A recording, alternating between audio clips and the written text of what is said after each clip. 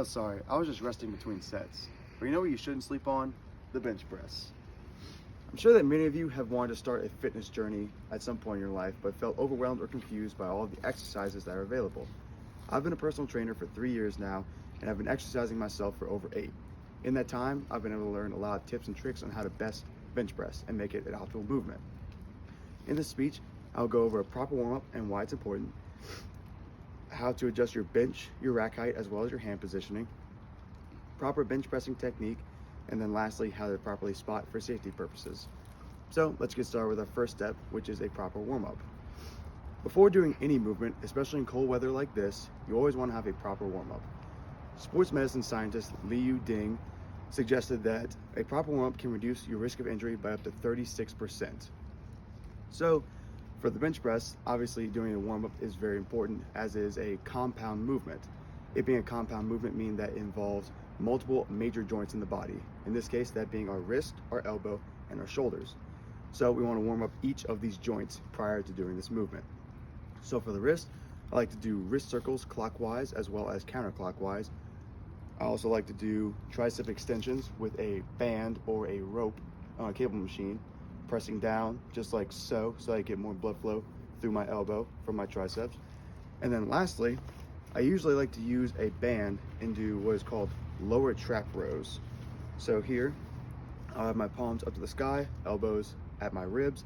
I'm pulling out as far as I can and then slowly back in, just like so. I'll do 20 reps for each of these exercises, or until I start to feel a nice burn and feel like I'm getting warmed up. Now, the reason we warm up the posterior side of our shoulder as opposed to the front, where you would think most of the work is occurring, is because the posterior side of our shoulder is what helps stabilize our upper body during the bench pressing movement. If these muscles weren't strong enough or warmed up, then that would compromise our stability and could lead to possible injury. So now we've discussed a proper warm-up and why it's important. Let's get into how to adjust for our bench, our rack height, as well as our hand positioning. So many bench presses like this one are able to move up and down depending on what angle you want to hit your chest. For a decline, so the bench going all the way down, that would aim more at our lower chest. Whereas if I put it at incline like so, that would hit more of our upper chest. For the demonstrative purposes of this speech, I'll just do a flat bench press.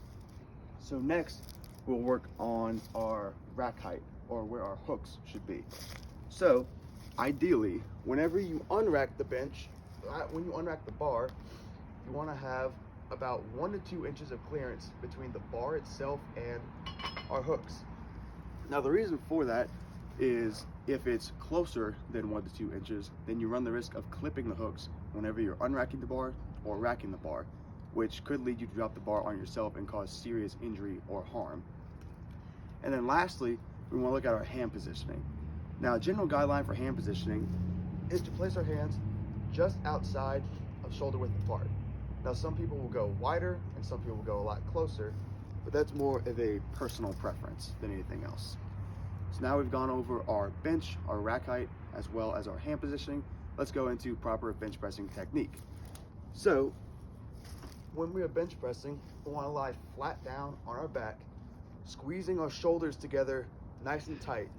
Now, the reason that we squeeze our shoulders together is because whenever our shoulders are squeezed together, they stabilize our scapula.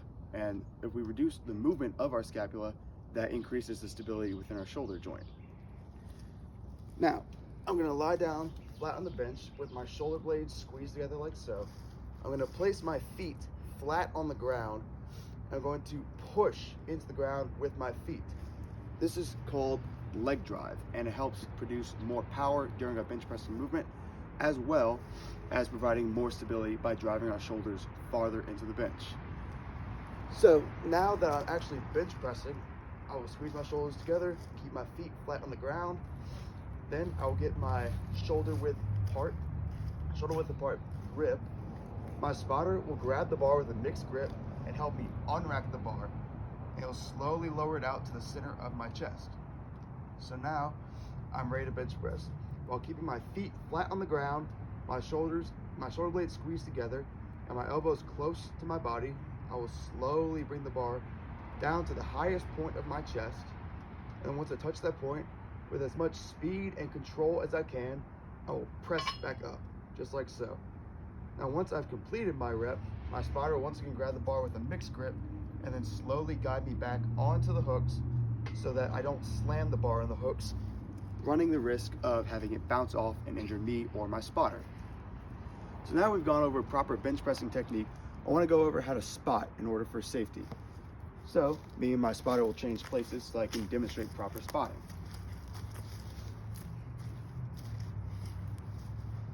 So when my spotter or when my bench presser grabs the bar, I will grab with a mixed grip over the top. I will help him unrack it and slowly guide the bar out to the middle of his chest, like so. During his downward movement, I will keep my hands around the bar just in case it were to slip. And then once he presses up, I will still keep my hands around the bar the entire time.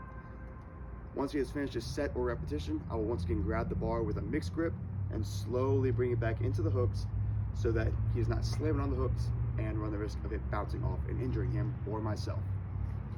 So now that we've gone over how to spot properly, let's have a brief run through of the points that we've covered today. So in this speech, I taught you how to do 4 basic things. The first one is a proper warm-up. The second is how to adjust your bench, your rack height, and your hand positioning. The third is proper bench press technique itself. And the last one is how to properly spot. Now I'm sure that many of you have seen others bench press in the past and thought that it was a very scary or dangerous looking exercise. However, if you follow these 4 tips, I promise you that the bench press is safe and highly effective for anybody working out. So if you're looking for an exercise today for your workout, I highly suggest the bench press. Thank you.